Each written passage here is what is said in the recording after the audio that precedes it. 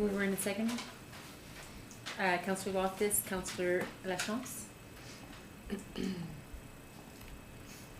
Moved by Councillor Loftus and seconded by Councillor Lachance, be it resolved that Council for the Corporation of the Municipality of St. Charles hereby opens the Committee of the Whole at 6 p.m. on February 4, 2026. All those in favor? Carry. Mayor, 1.2, Mayor Brocconi sends his regrets. Number 1.3, we would like to begin by acknowledging that we are in the Robinson-Huron Treaty Territory, and the land on which we gather is the traditional territory of the Atikameksheng Anishinaabe. We also wish to recognize our neighboring community of Dokis First Nation. While we meet today, we would like to take a moment to acknowledge the importance of the lands which we each call home. We do this to reaffirm our commitment and responsibility in improving relationship between nations and to improving our own understanding of local Indigenous people and their cultures. 1.4.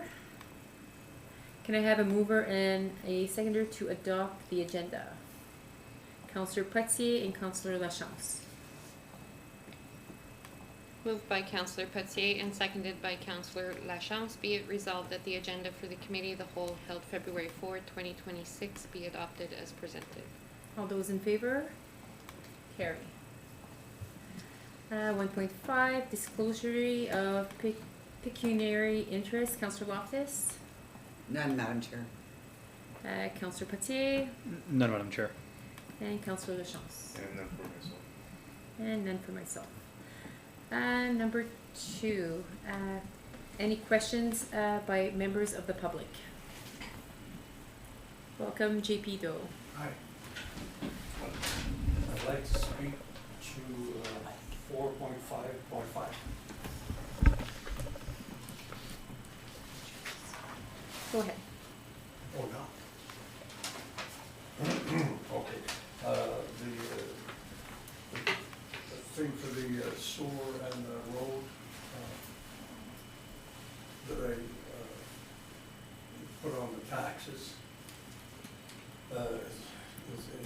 is fine, but the sewer and the road costs combined is stupid money, and it's just not feasible to put the lots at $56,000 to $66,000, and that's just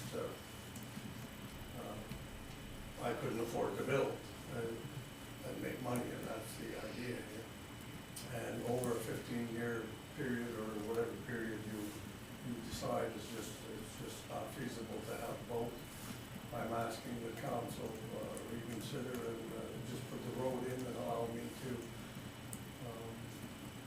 put field beds in, except for lot 1 and 2 that can be connected to sewer.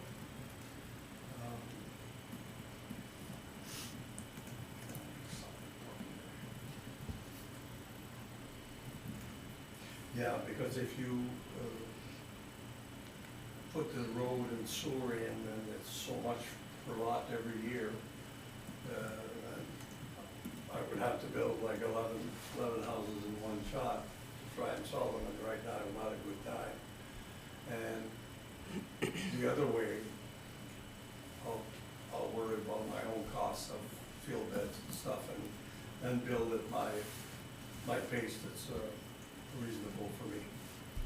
And the other, I'm speaking for a few other lot owners, Leon, Yancy, and myself being the 2 big ones. So that's what I'd like you to consider. I think Dennis can help me on if I said it right. I did. Good. Thank you. Thank you. Any announcements by council?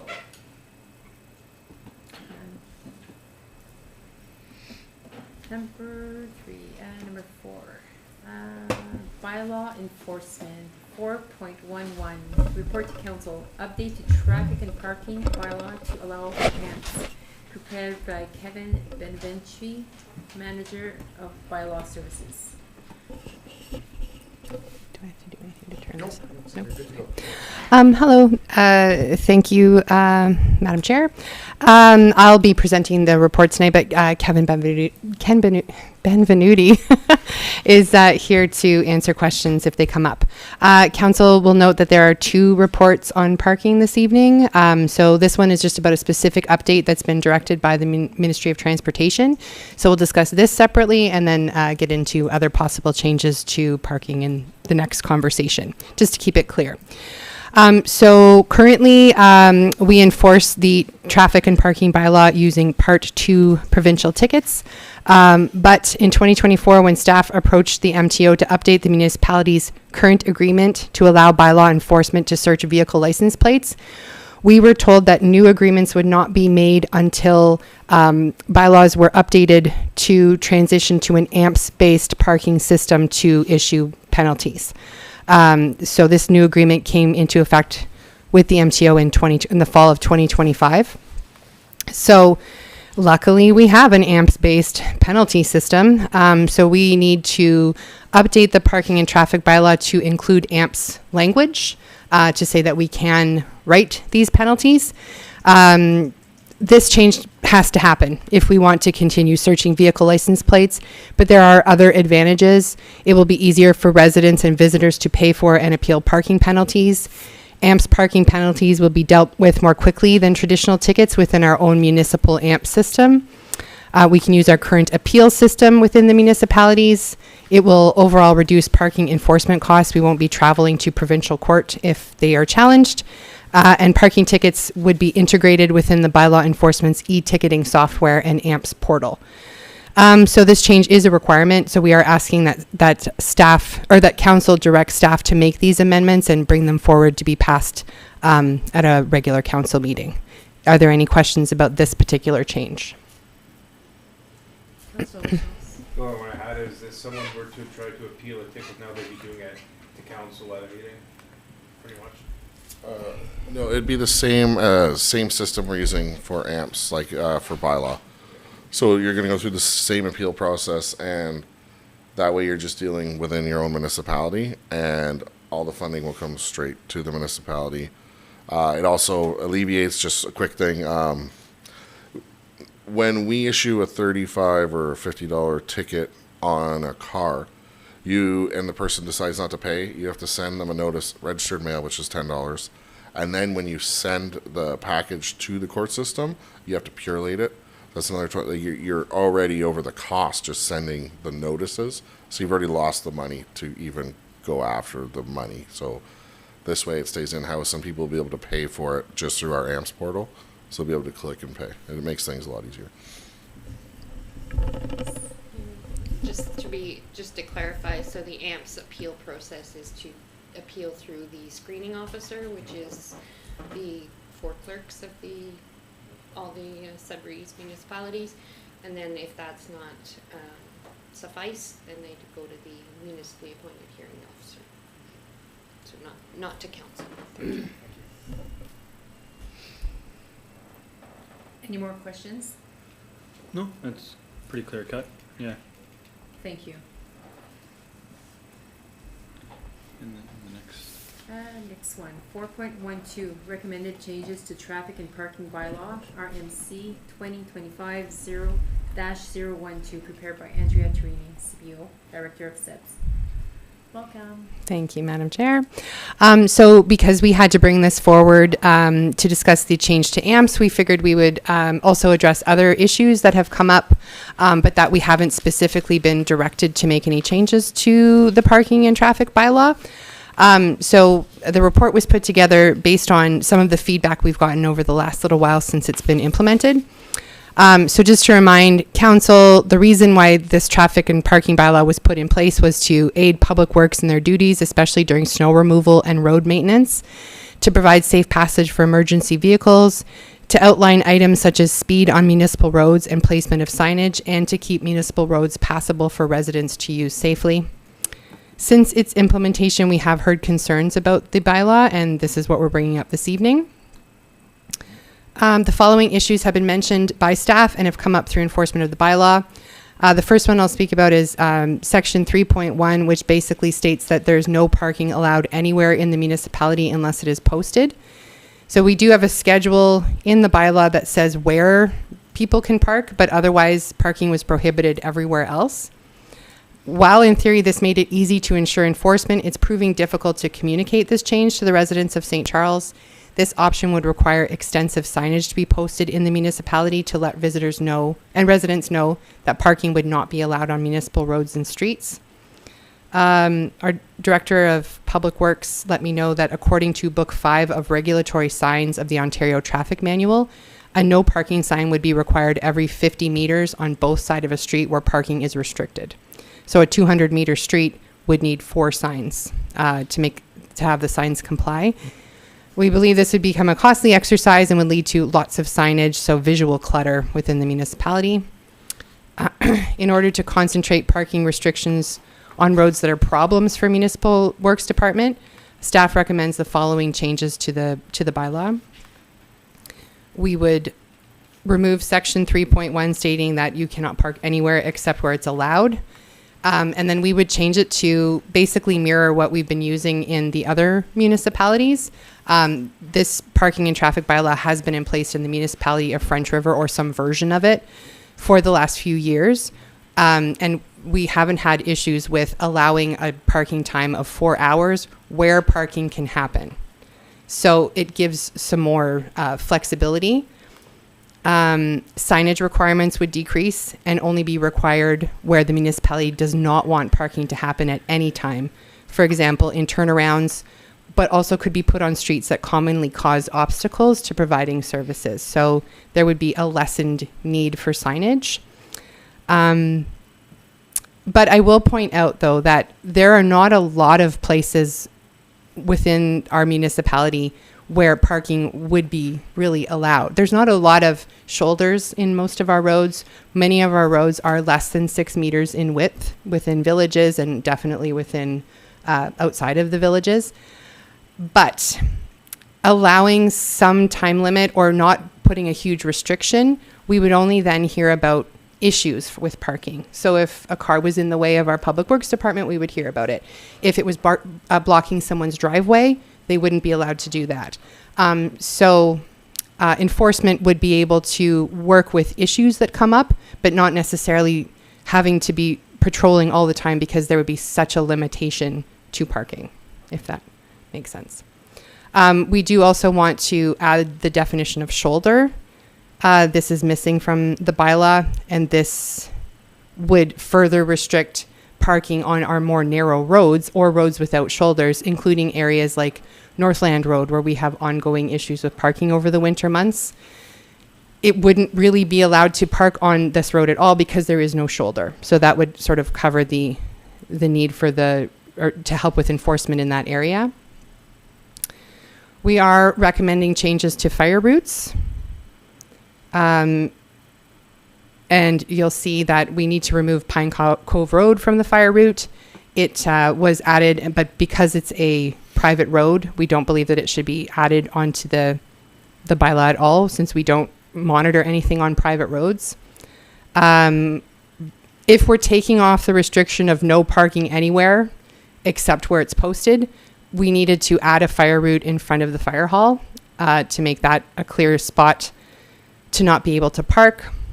We want to refine the fire route on Chef de Fils. It was posted in the bylaw to be fairly long down Chef de Fils Road, but after reviewing the requirements with the fire chief, we can shorten it so that it really just gives access to the health building, and also adding the definition of shoulder, which I think is not supposed to be there. That's an extra. That was copied over by accident. Sorry about that. So fire routes will require signage. These are areas where you cannot park at any time. This is meant to allow for the passage of emergency vehicles.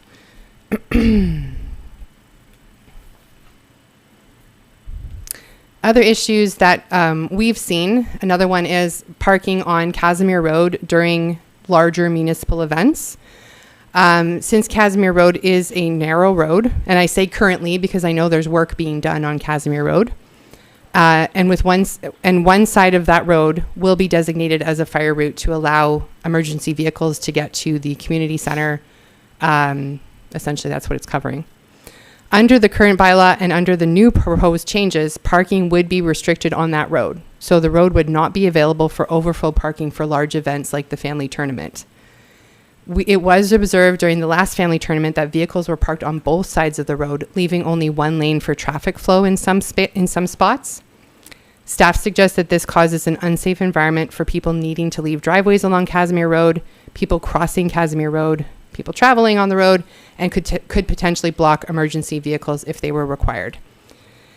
Staff recommends that no parking be allowed on Casimir Road. This would require a change to parking practices at larger events, such as the family tournament. The municipality should consider improvements or expansion to the parking lot or direct organizers for events to direct parking to other lots in these instances, which we will discuss. And then education. There was also some feedback that we got that people were not being educated on the changes to the bylaw.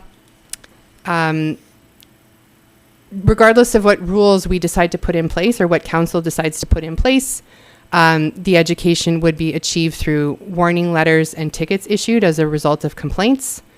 If we do allow the 4 hours at a time, if someone is allowed to park there, they would receive a warning letter.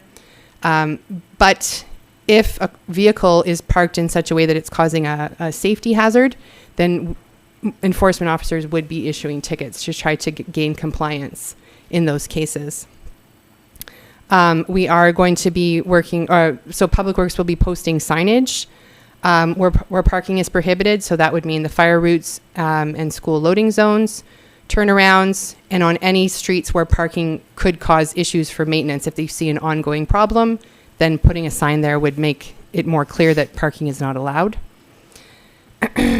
And also, the bylaw will always be posted on public channels like the municipal website, tax inserts, and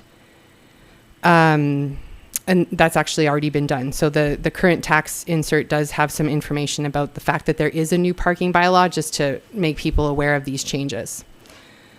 So I wanted to go through all these points, but I also sense that council would like to discuss anything. So anything that hasn't been brought up tonight, our department's looking for direction, because at the end of the day, this is your bylaw, but these are our recommendations on changes that can be made to maybe make this bylaw work a bit better in the area. Thank you for your presentation. Are there any questions for staff? Councillor Loftus. I'm really glad that we're putting this in place, especially in the main hub of St. Charles. I think it's very important. Stop signs, where the medical building are, fire routes where the medical building is, and also the school. I know during the family tournament, it's a big tournament where a lot of people gather and come together, and I don't think we're gonna have a problem this year because of the construction that we're gonna be on this main street is gonna be all torn up. It's when families come and they park on both sides of the roads. It's a short window where families are coming together and people do really slow down. They don't go flying up the street. I just want everybody to have a good time. I don't want anybody to come from Ottawa, to play in a family tournament and get a ticket because they were on the road. So, I don't know if we could go a little bit more lenient when it comes to tournaments, like you said, block off Casimir, maybe I know the road you can put 2 cars in it, but could you not allow an overflow of just one side? And that's the side of where the community center is, and they wouldn't be allowed to park on the far side where the houses are. So because with the 2 people parking on either side, you've only got the route for one. But if you just restrict it to, like when you're going south, on the right, it would be restricted on not on the municipal side, but on Residents. the resident side. So that, I'm just wondering if we could add maybe some type of a restriction that there's no parking there at any time. So, Through you, Madam Chair. I just want to remind everybody, because of all the residential houses there, all the driveways, we can definitely look into that. It's just, you have to park a certain amount of meters from each entranceway. So Yeah. that wouldn't even, that would, because of those houses, you might be able to put a couple cars there. It's something definitely look at. It's just, we'd have to look at the layout of the street. But your director will be able to give us a better idea. But yeah, you can't park, you have to have a certain amount of distance from each entranceway, right? And like, yeah, so it wouldn't give that much extra. But some, like, it might add a couple spots. If you were to shut down the one side and add the other. We yeah, would just have to take that into account if you wanna look at that. Sorry, just to clarify, so I think she's talking like across from all the residents, so that would be a There's still factor too? houses there. Yeah. There's still houses there. You'd have to start it after. the meeting. Oh, yes, community center down garage, like the municipal garage, right? Can I suggest that if that's what council would like us to, like, as staff, we're recommending no parking, but if council would like to look into how one side of the street could be allowed, because we're recommending one side be a fire route. That way, emergency vehicles can get through. If you would like us to come back with the idea that either this be a special occasion or something to give you an idea of how many vehicles would be allowed there, we can bring that forward. And this is what we're looking for, is the direction. Like, right now, the way the law is written, there's no parking on Casimir. So, and since this is council's bylaw, if we are just the staff, we need to be told if that's what you would like us to do. Or is it a consideration, since work is being done on Casimir Road, is there any room to increase the parking that is at the community center? But that's also a consideration for budget, and this is why we bring up these issues. because I know with the, if we don't allow the parking, I mean, I do see a lot of room at the arena, so people would just have to walk. They'd have to walk from the arena to Field 1 or whatever, and With the amount of campers that have been there the last couple of years. yes, there's there, not a lot and of that's room for another parking. thing, is that we have those campers staying there, and they shouldn't be staying there. May I address that?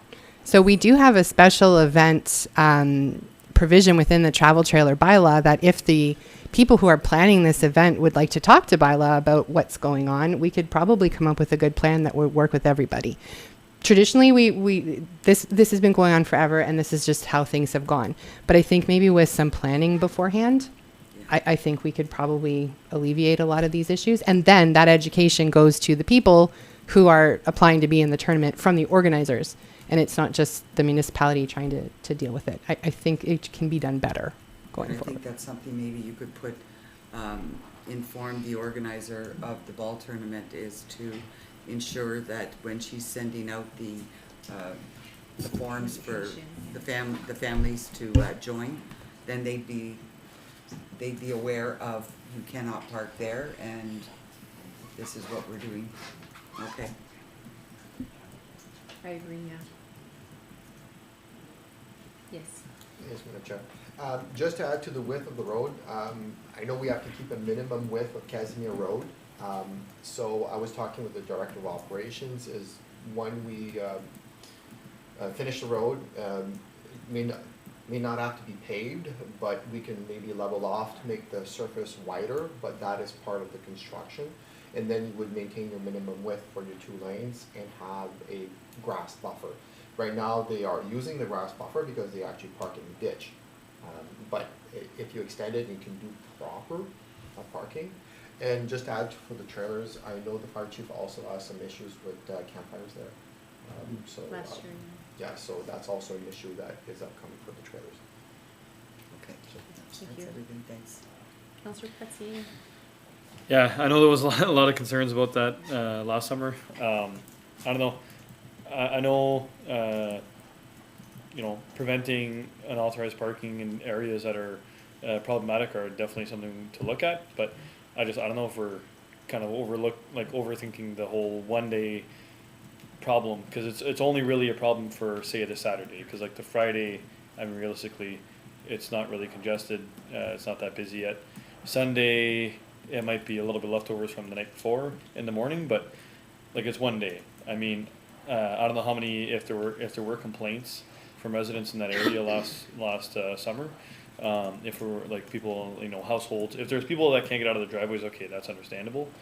I don't know. It seems like it's mainly maybe 24-hour period that it gets really excessive, and to try to be preventing that, it's just like I get asking them to park more at the arena. Well, even with the trailers that were parked there last year, there was still quite a bit of parking there, and it might get to the point where it's almost full up, because even with the parking there were still a lot of people parking, say around and in the area of the splash pad, and eventually that's going to be restricted as well.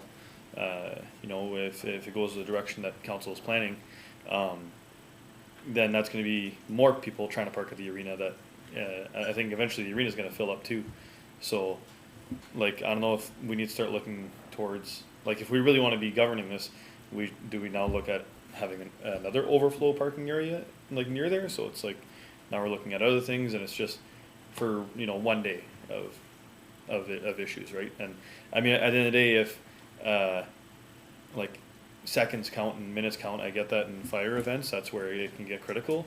But for the time it takes to make it to say Casimir, if they're going to the community center, there's other ways to get there. They can go through the arena, they can make it through that way if they have to. If they're going through that area to get somewhere beyond the community center, then they could have just went La Posse or Muskie Bay, right? So then they're doing more highway that way instead of doing more back roads. So I think we're looking at it, and we're just trying to add more restrictions. That do we really need them? I know it was deemed problematic last summer, but by us or by people who those vehicles parked in front of them, that's the thing, right? It's if there was actually houses that were restricted, they couldn't leave their house. Okay, that's understandable, but yeah, I don't know. I don't know if we need to really be imposing restrictions on that too much, because it's only one day out of the year that we really experience that, right? So. Can I just add, there's a liability component to this. So if you cover a travel lane or restrict travel lane, there's kids crossing, it just could put the municipality at in liable position. We can ask insurance maybe how that may be impacted. I know they do provide reviews of bylaws, and maybe we can inquire, like if we have a bylaw that is forgives a day or permits something goes into a travel lane, because I know the minimum width was 7 meters for to consider a parking lane, and unfortunately, if we build it, we should have that, so we can leave traffic lanes. But we just a caution of maybe we'll follow up with the insurance, see if we can get an input on if we have a parking bylaw that is forgives a day, how that may impact the liability. I think it's as simple as putting signage up and notifications for that weekend that traffic is affected in this area. I mean, if that's all that's needed, yeah, I think that's fairly straightforward. I think the organizers would be okay to do that if because I know that they were getting, I don't want to say harassed, but they were getting questioned a lot as to why they're just parking at the event and then they're getting tickets. So, yeah. Well, they got warnings last year. Either it was tickets or warnings, whichever one it was. Yeah. Yeah. Could I also point out, though, that yes, it's one day a year, but it is the most population you have in that spot. So the most probability of a heart attack or a stroke or, just emergency vehicles should be able to access the area where there are going to be hundreds of people. So this is, of course, council's decision, but to not have a fire route open to your biggest event just seems like it wouldn't be a good idea to only have one lane of traffic open, because that's what we were seeing last year. Yeah, I don't know. It's been like that for the last, I don't know how many years. We want to make improvements, but there's ways of getting around. So if you have to go through a ball field to get to the community center, I mean, yeah. And then the other restrictions, it was 4 hours. I don't think there's an issue with removing, the recommended changes there, the shoulder for the 7 meters wide. You speak of the issues, on Northland for the parking in the winter months. That one's probably an ongoing issue right now. Is that area wide enough to be considered 7 meters wide where it would have a shoulder? No, eh? No. No. And they have a gate now, so that parking issue is lesser, Oh, okay. but still it's a concern. And I think there's signage now too, eh? Mm, No? Yeah. I thought there was. installed. okay. Yeah. Thanks. Councillor Lachance. Yeah, I think it's important, like, I'll speak to the 4-hour rule first, and it's important to maybe consider that as a seasonal thing on certain roads too, like for the snow removal purposes, because in the summertime, I know it's not an actual shoulder because the way they're swaled, I guess, with the pavement, but in the summertime, I don't see there being a reason why, other than the fire routes, we can't have people parking there. Yeah.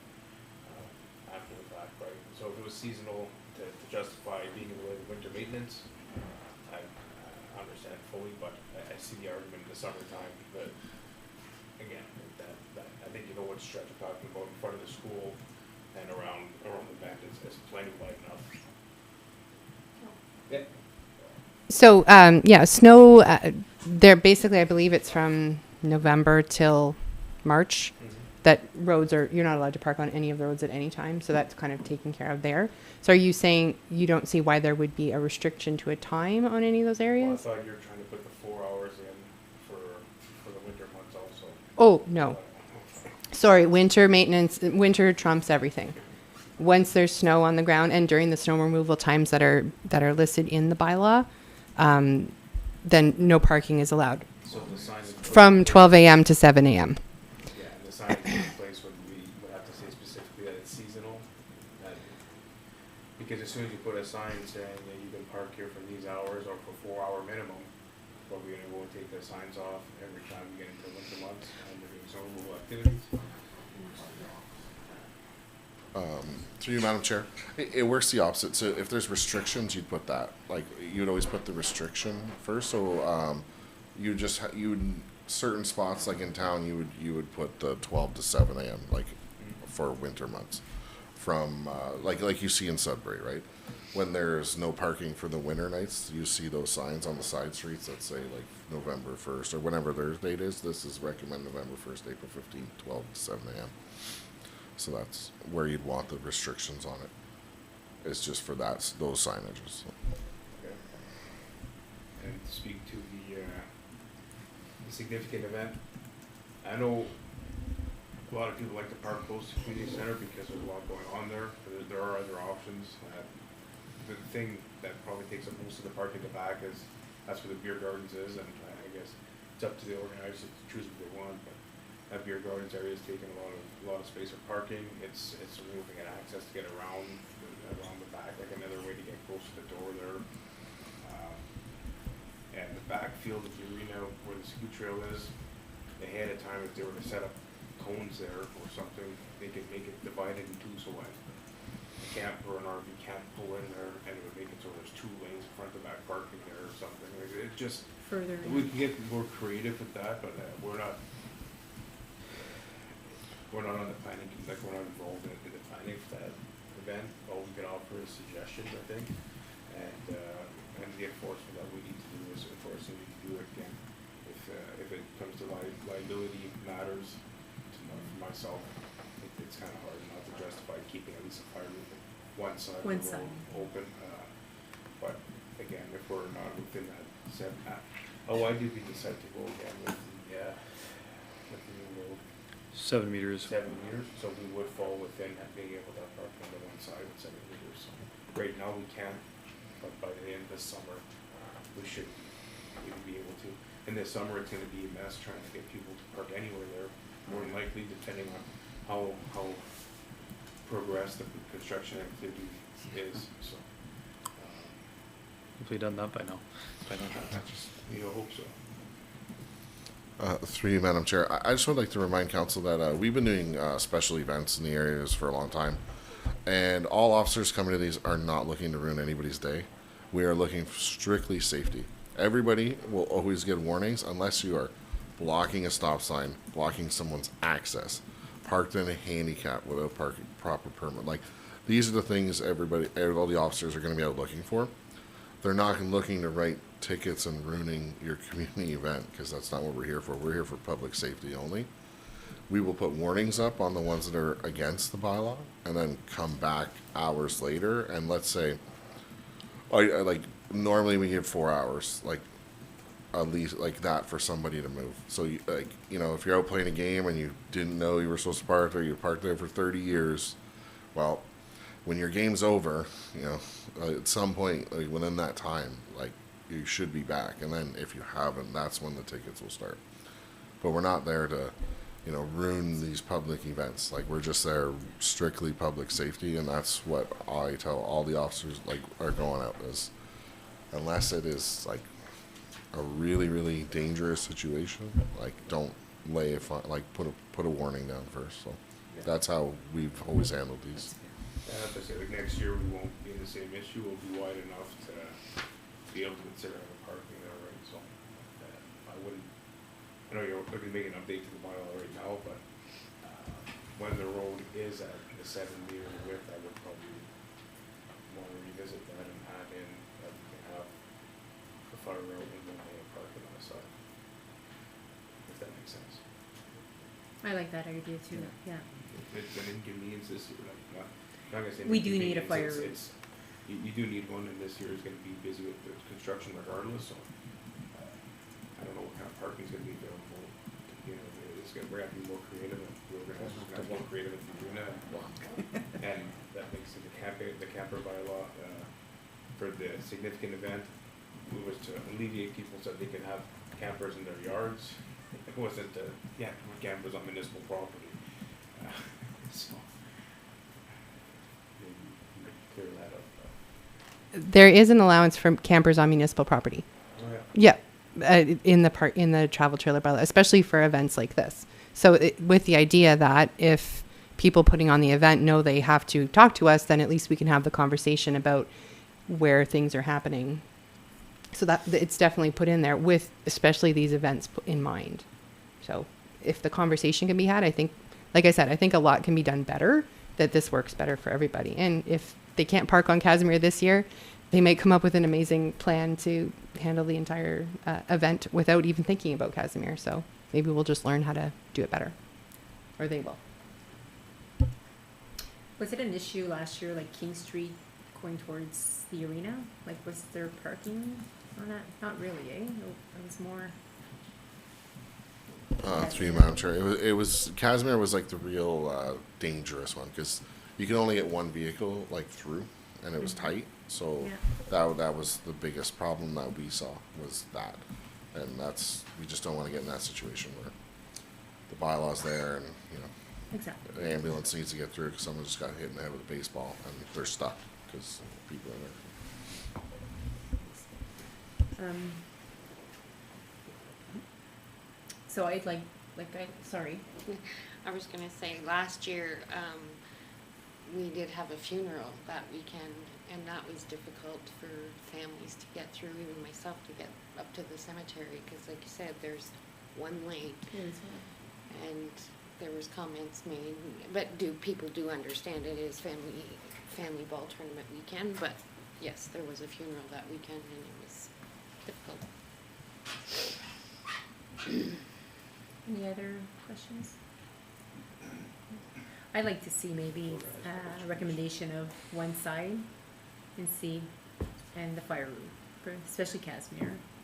If we can put your heads together and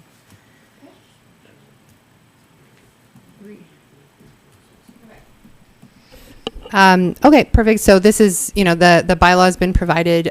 We've given our recommendations. If anything else comes to mind, please send us emails. Just give us any more feedback, and then we'll put that into our next report along with changes. Perfect. Thank you.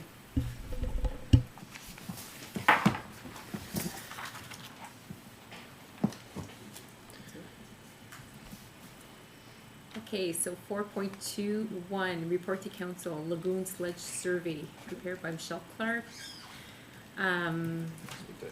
And Denise, CEO, will be presenting. Yes, Madam Chair. In preparation of this report, we did meet with, first of all, I'll give some background. Septage was always a concern last year, and one of the identified steps to be able to receive septage and also to look at the condition of the lagoon.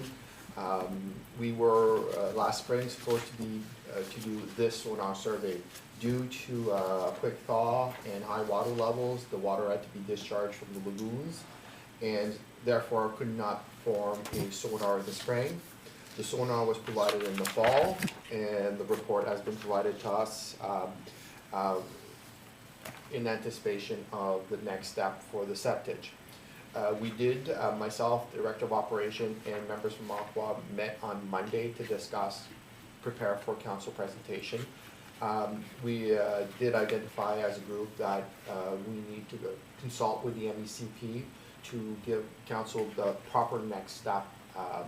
So the intent of this is to have Aqua come in front of council in the next or the following meeting with a present the report and steps to go forward for septage.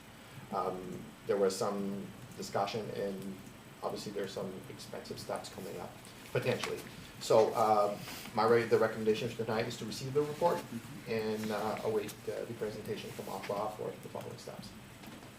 Thank you. Any questions? No, none for myself. Councillor Loftus, Councillor Pate? So there's potentially going to be dredging happening in stuff like this summer. Is that what, like, seen from the report, or no? In general, from the conversation, is one cell is low, the one that is Two? mostly Or blue. one? Yeah. There was some accumulation on one corner of cell number 1 or cell number 2 there, the lighter green. Yeah. Right now, the percentage, and I won't go to the details, that would be a better question for the engineer that will be presented. There's no indication of dredging required. Okay, that's good. I'd say maybe avoid couple certain weekends. Thank you. Councillor Lachance. I just want to point out that I appreciate the detail in this report. I appreciate the work that Aqua's doing. I think it's all these years of being scared of, oh my God, we're at capacity, because the bolt and stick method obviously wasn't the most accurate method, and I'm happy to see this. And when I started reading this report at home, it kind of took a little bit of a burden off my chest, because we're in a better spot than I thought we were. So. Yes, I agree also. Thank you. 4.41, report to council, renewal of East Gripe contract, prepared by Tammy Godden. No. Oh, so Senate. sorry, the treasurer. 4.31, report to council, Senate Reserve Fund, prepared by Pamela McCracken, treasurer of Director of Finance. So as council remembers, at the last council meeting, a request was put forward by the Remembrance Committee to add shrubs by the cenotaph, and council had requested information about the reserve that was put in place. So there is a reserve for the cenotaph, and the balance currently right now is $15,217.59. I also included the bylaw that was created to set up this reserve fund, and if you look at it, item number 2, it says that the purpose of the cenotaph reserve be for capital replacement, major maintenance, expansion, and improvement of the St. Charles Cenotaph and Veterans Park.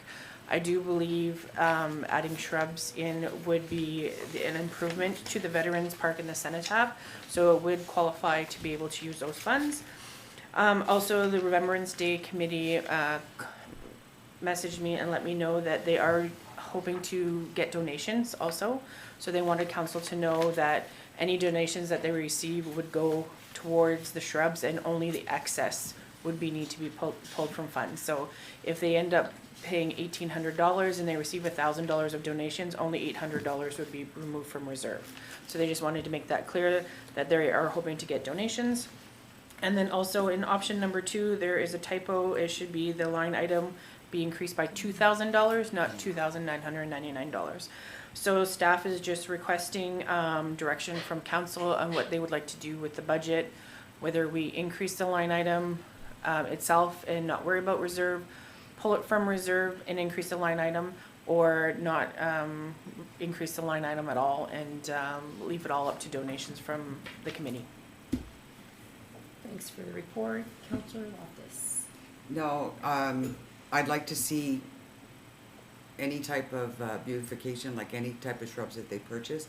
I mean, there's a lot of money in the reserves, and I think that it costs 2,000 for the shrubs, that the reserve, if they could take it from the reserve, and then we'll just leave it as, and also every year, the committee gets $1,000 towards the Remembrance Day, so we could continue that. And with the beautification, so there's the beautification and the Remembrance Day service, so the municipality's donation would still remain at 1,000, but anything as far as the trees and that, and if they get donations, that would be great. But I think that that money should be taken out of the reserve for that item. Councillor Loftus, do you know if they use the whole $1,000? Like usually I don't remember if. I didn't get the report from Remembrance Day, did you? I have not looked at it. I don't think they use Yeah, it I was every gonna say year. probably They don't not, eh? use it every year.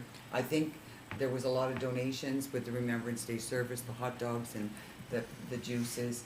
I believe that the club also, the seniors club,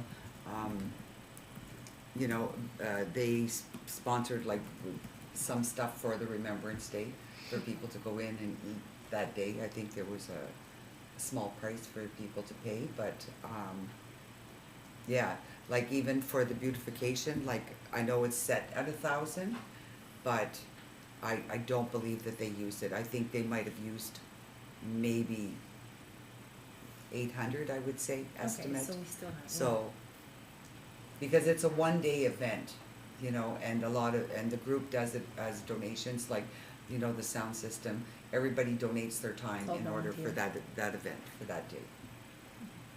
Yes. I can't speak to last year because I haven't looked at it, but all the other years they have been well under budget. Yeah, Okay. Perfect. and if they don't use it, what do we do with that money? It goes back to the municipality, right? Yes. Yes, so, Okay. same as the beautification. Okay. Councillor Putzi. Yeah, I'm okay. Option two, yeah, it was still 2,000. It was just Yeah. yeah, okay. Yeah, I'm okay with option two. So just to clarify, it'll be a maximum of 2,000? Yeah. So it could range anywhere below, it's just the excess of whatever donations are, but a maximum 2,000. Yeah. Okay. Yeah, no, I'm good. Yeah, I'm assuming they want a little bit of wind breakage there. That's. Councillor Lachance. Yeah, I'm also in favor of option two, and again, just like to reiterate that thanks to Councillor Loftus, last meeting for To bring that forward. bringing up that they had money in reserve. Perfect. Option two. Okay, thank you. Thank you. 4.41, report to council renewal of e-scribe contract. So everybody knows eScribe is our contract for our meeting software. It's up for renewal. The new contract has been included with the report. They do have a standard 6% increase, and I was able to get them down 1%, so I got them down to 5%. So we're looking at, we're currently paying $5,900 per year, and we're looking at an increase of going up to $6,671.98 per year. So I'm just looking for council's direction to renew the contract for another 3-year term. Okay, thank you. Any questions? No, Councillor I'm in Loftus? favor. Yeah, no, I'm okay with that. Councillor Putzi, Councillor Lachance. No comments. So we're all in favor with the recommended resolution.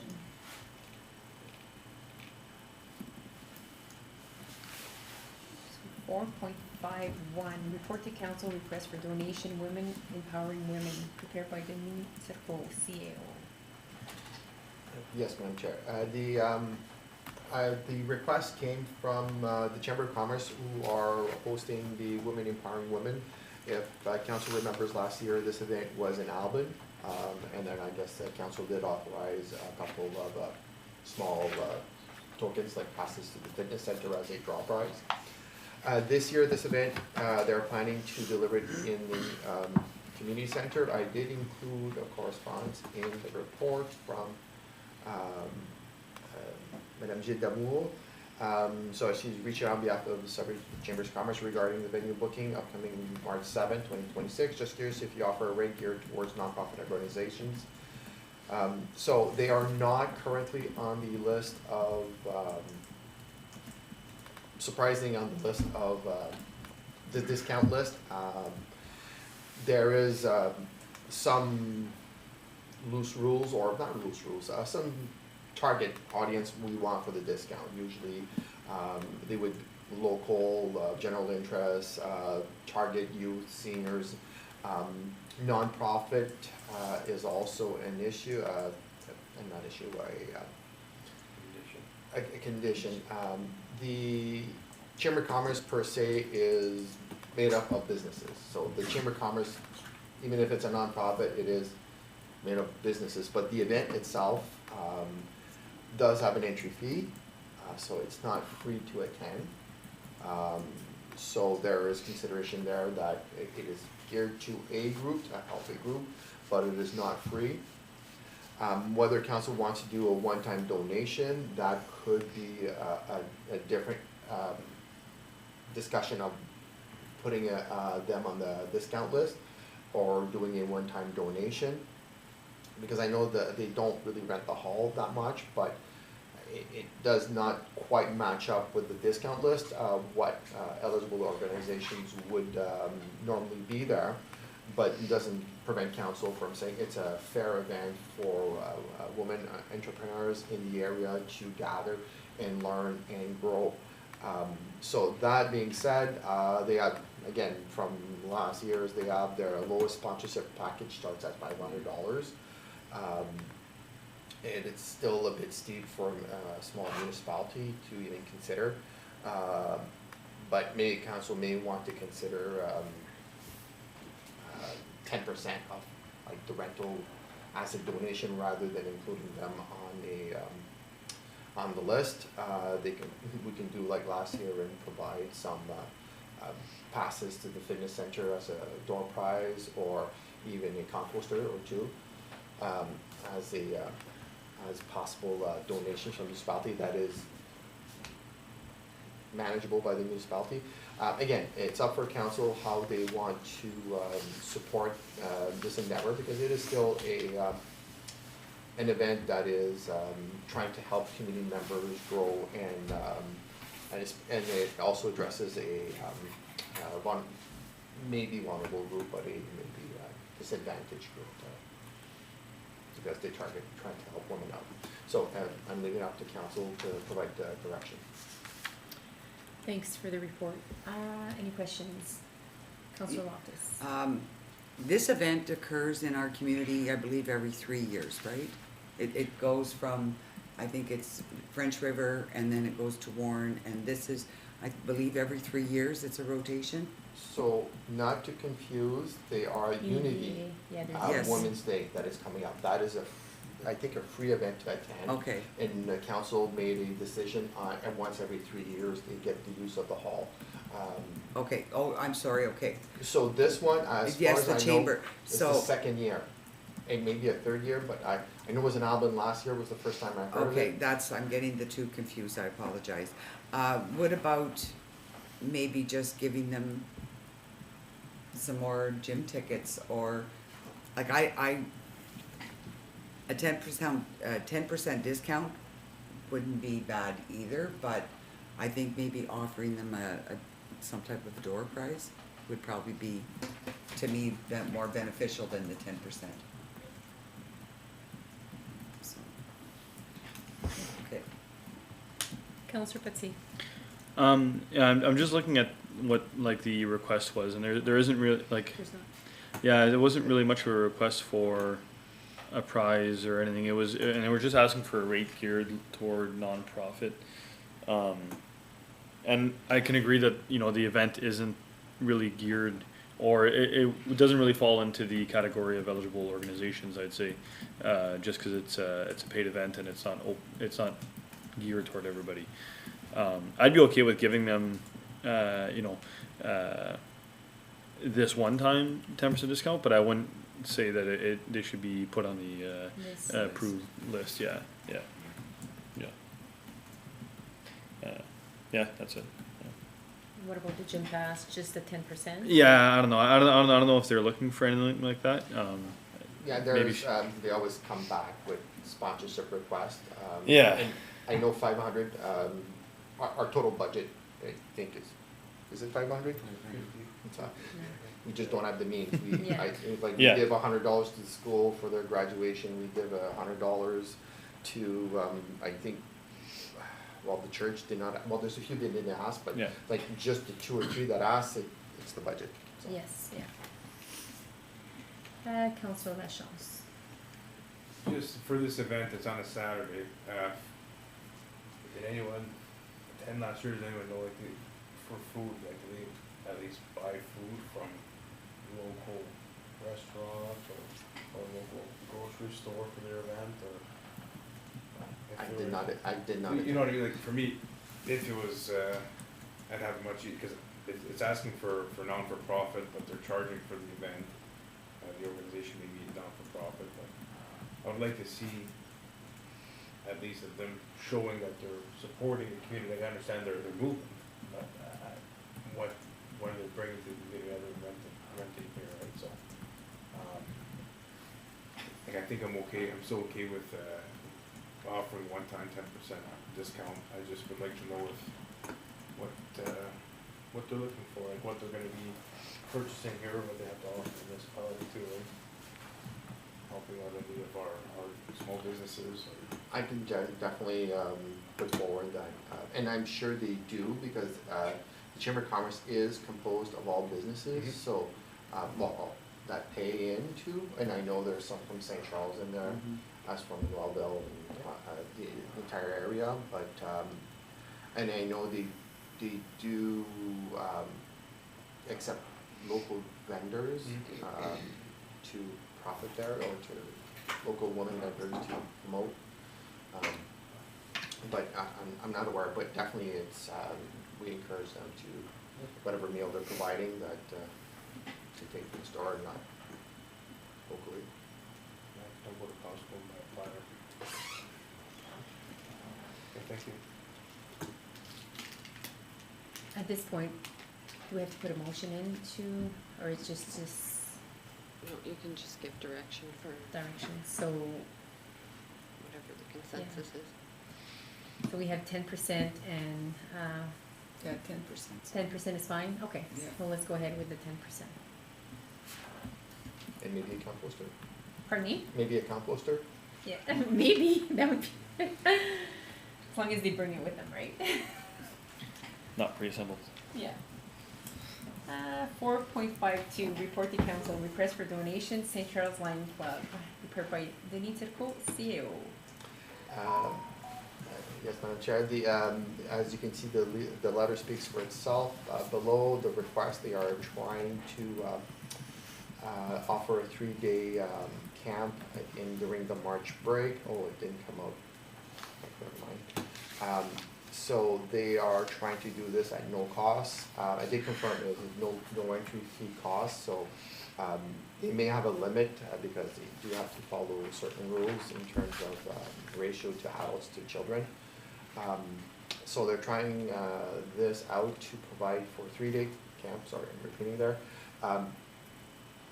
No cost, meals provided, and they are seeking support from the municipality by way of providing the hall at no cost. I did put some general discussion that council may want to talk about. Like if they were to rent, I did the best case scenario for just renting 6 hours per day, or 5 hours per day for 3 days. I tried to be as better. It's around $700 they're looking for a donation. With all events, when we give items away, there's always a cost.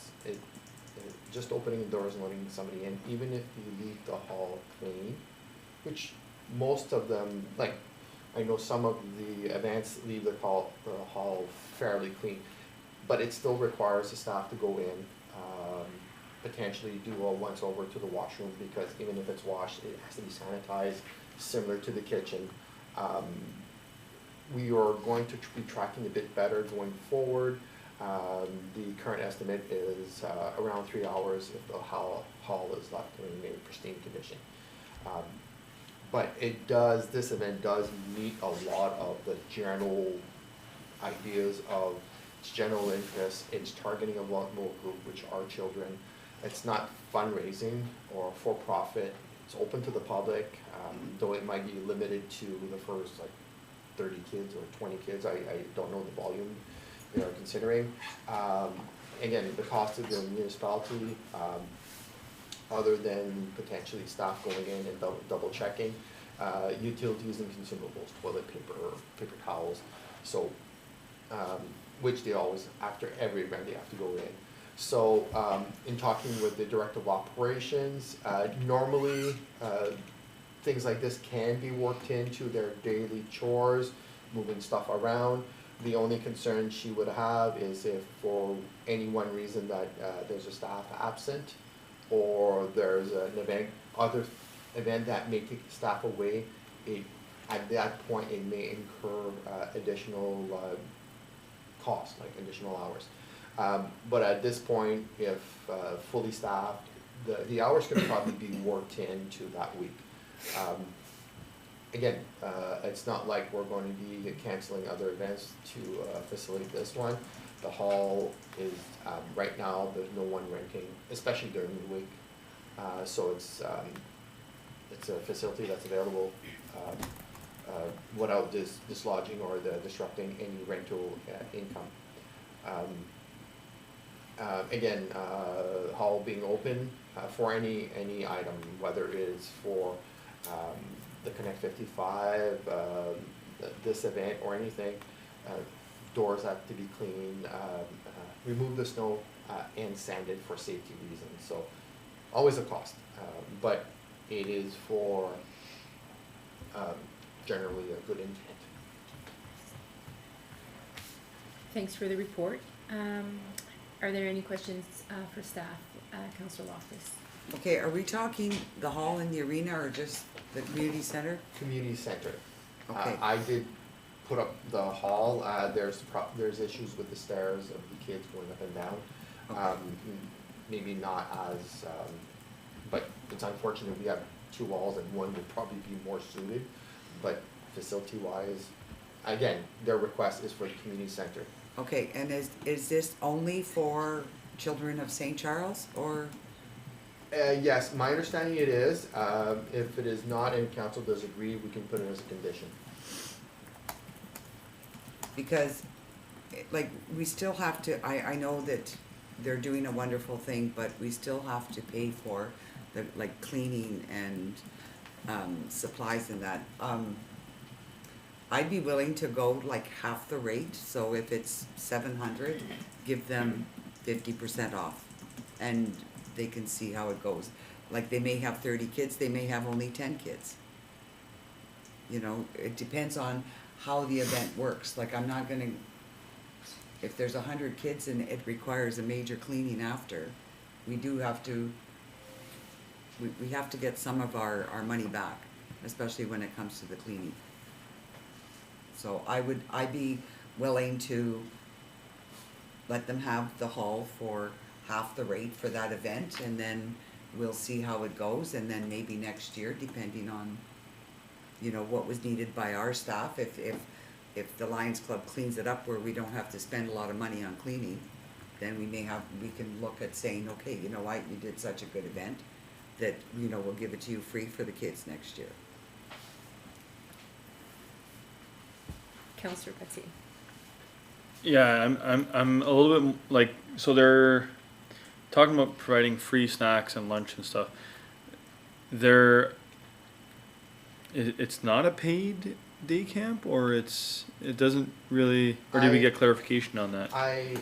When I read it, they said free lunch, so I sent a text to the author of the letter and I said, is it free? And I have a confirmation text, it is free, because obviously The event is free. The letter says free lunch, but it doesn't say free entry. Yeah. And just a side note, there's not really other events other than potentially a few free skating events at the arena. So during that week, It's good that the arena is gonna be There- open. yeah.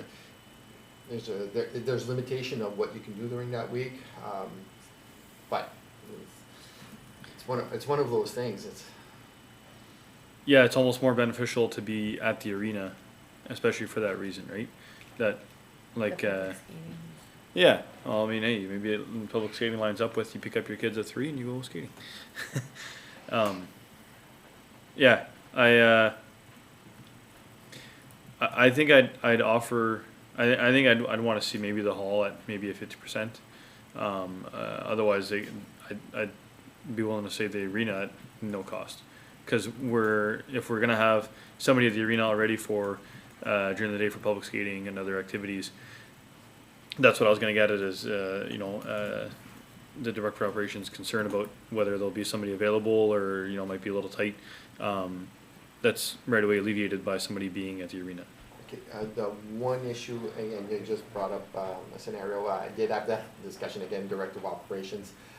There's one day there won't be a staff at the arena, I think the Monday there won't be anyone there. So there's a potential that, we may have to look at it, but we can still put it, offer Well, if they're doing ticket 3 staff. days, yeah, if they're doing 3 days, I mean, 3 days of the didn't- week. Monday, didn't Tuesday, precise. Thursday, they specified. Yeah, Oh, and- okay. And the Wednesday not, and then Thursday. Yeah, so, yeah, I'd be okay, with the arena, free of charge and, 50% discounted rate of what we've kind of put in there, yeah. We won't have staff though at the arena on Monday. No, but I mean, at the end of the day, it's still, I think it's still better than doing the hall, right? So, I'm just trying to think, I think I seen that Facebook post, I think they were charging for admission fee. Sorry. Confirmation of the.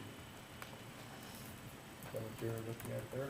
There is an admission fee. They didn't wanna charge. No, it says free to attend. Free to attend.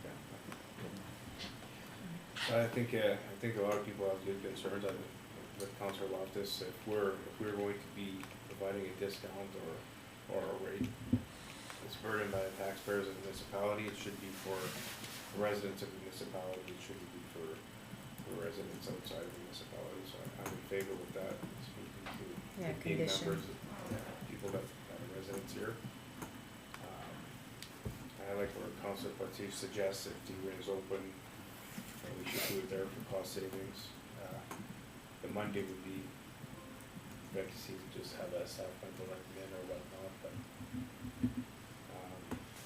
and 50% for the cost of the community center does seem reasonable also, so. Yeah. I'll do both for myself. And again, in talking about the arena, it's still that issue that we have to consider going forward is how to secure the rink area from the lobby area, because if the kids are up in the stair, you don't want them running all around. They wouldn't be running around, but there has to be some control. was it planned to be closed on the Monday, or was there, was there plans to have public The- skating on that day as And well? and- unfortunately, I'm a bit foggy in terms of the discussion. Okay. The discussion was, I have nobody scheduled for that I day. think that's the day off, right? Yeah, it's a day, it's a Typically, normal yeah. day Yeah. off, because 'Cause it's the after that, weekend. they're switching to a Monday, Friday schedule. But that's the last week, so I don't think he'd be on the Monday, Friday schedule, Yeah, so it's just unfortunate. I'm in agreement with all the recommendations. I do like the idea of the arena if possible. If not, we'll go with Councilor Loftus' recommendation. Okay, so 50% for the community center and free if they want to use the arena hall, Yes, and the condition of staff.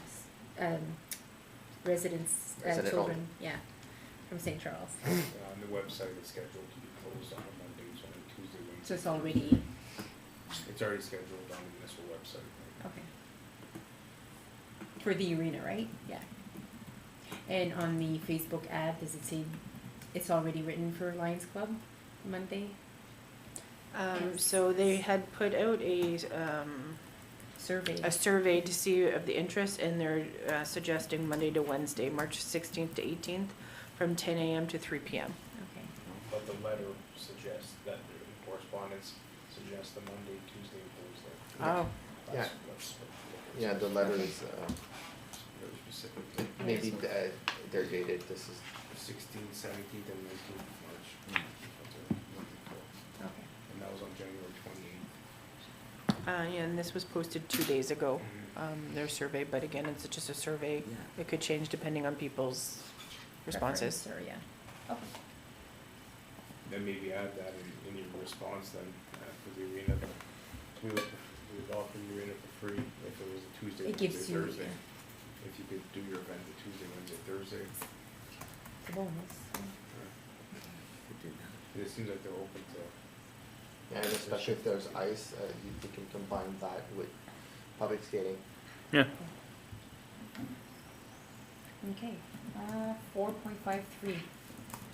Report to council OTFC grant prepared by Denis Turcot. Not the kind of, well, this is the good news grant that we received funding from the Trillium Fund for a programming officer. So we're moving forward with the posting to start in March. I just, because it is a new position, new job description, structure has to be approved by council because it is a new service, so I can't just, even though we approve the grant. There's a proposed project that is attached. That was part of the grant application. Unfortunately, the way grants work is you want this, they offer that, and as best we can try to overlap. And then once they're hired, if there's some spare time, we try to address what we really want. However, this grant was very specific. We could have applied for seniors, we could have applied for youth, but not both together. Decision, we went for youth, but nothing prevents organizing activities as an activity. This is just a static job description, program coordinator. It meets up with the conditions of the grant.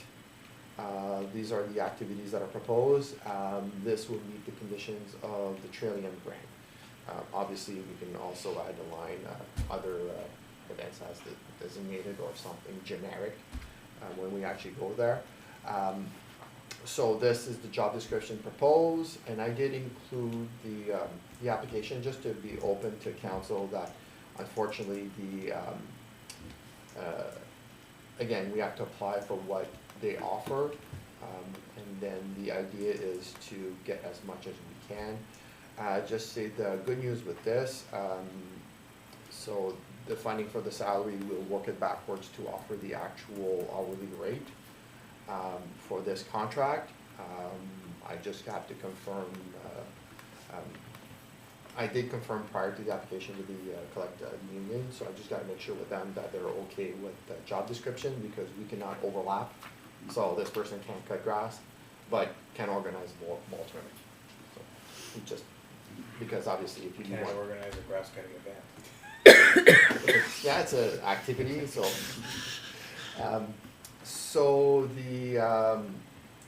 And there was some additional funds because they did allow for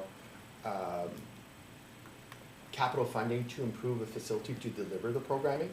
So I don't like maxing out a grant because often they fit you in when they fit you in, so I didn't go up to 93,000 of 100,000 potential, but there is money available for formatting in the concrete surface of the arena.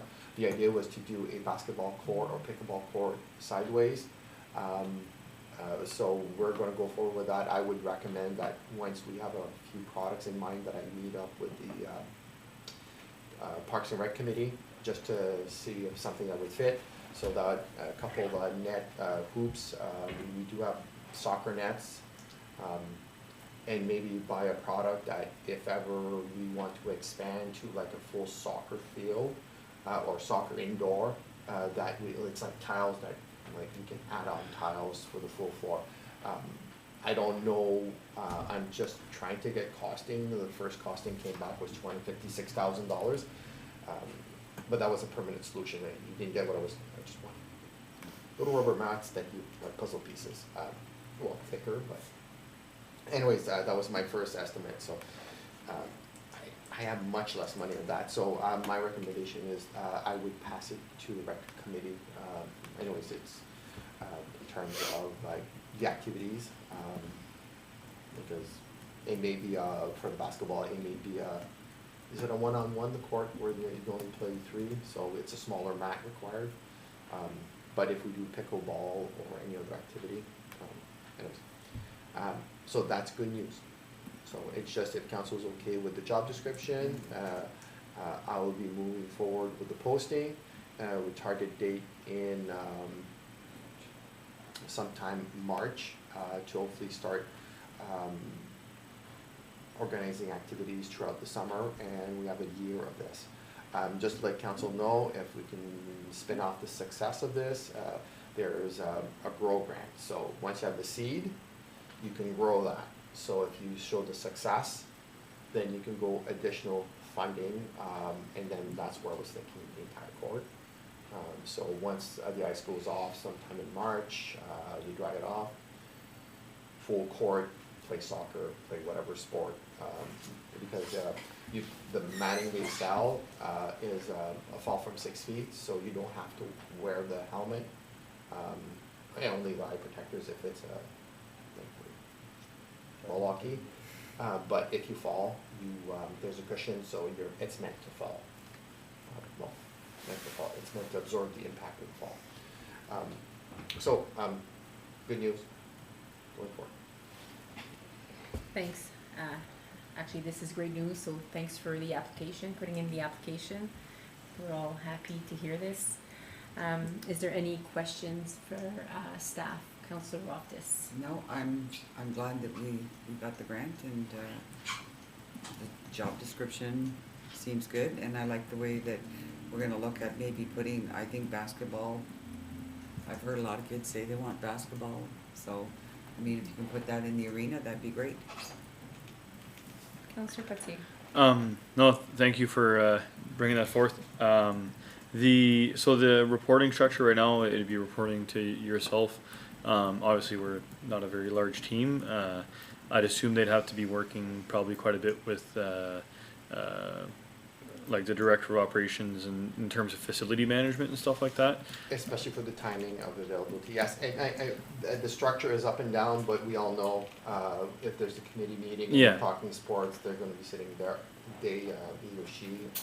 Yeah. Then we're gonna talk, what is the priority, because we saw the list that was on Facebook. If we can hit all of them, we're great, but Yeah. we may have to make the difficult decision and say, this is what we're gonna offer. Hit the big ones, and because I think as it might require more time, but a little bit of cost in having a little bit more push from the municipality this year, but that leads into like say getting approval on subsequent grants, right? So we're approved for the funding for the employee and a little bit of extra for the other items that we ask for, but I think we'll have to put a good focus on this year to try to get it to really succeed, and I think it should. I think it has a good chance of succeeding. So, thank you for bringing that forth, and looking forward to seeing what we can come up with. Councillor Lachance. Yeah, the only thing I have to add is to that, they say the grow portion of it, seeing that we didn't have a soccer program or a baseball program last year, unfortunately, it's really gonna help if we can have one implemented this season as a part of this position. And just showing those numbers there is gonna show the involvement The growth. and the growth, right, so. And the idea is maybe not having 160 kids at one time in one field, maybe offering like 3 nights of programming and spread it out. I know it's nice having the Yeah. kids, but Age groups. Well, it all comes with volunteers too, everybody volunteers and stuff, but, I think it's fantastic.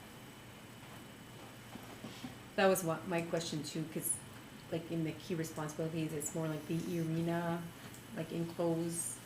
So I just wanted to make sure like we do have the soccer, it's written, but baseball too, because that was a big. Yeah, in the grant, Thing. he specified how the baseball fields go unused and such, no organization for the activity administrator. Yeah, because once it fell apart, the T-ball all went away and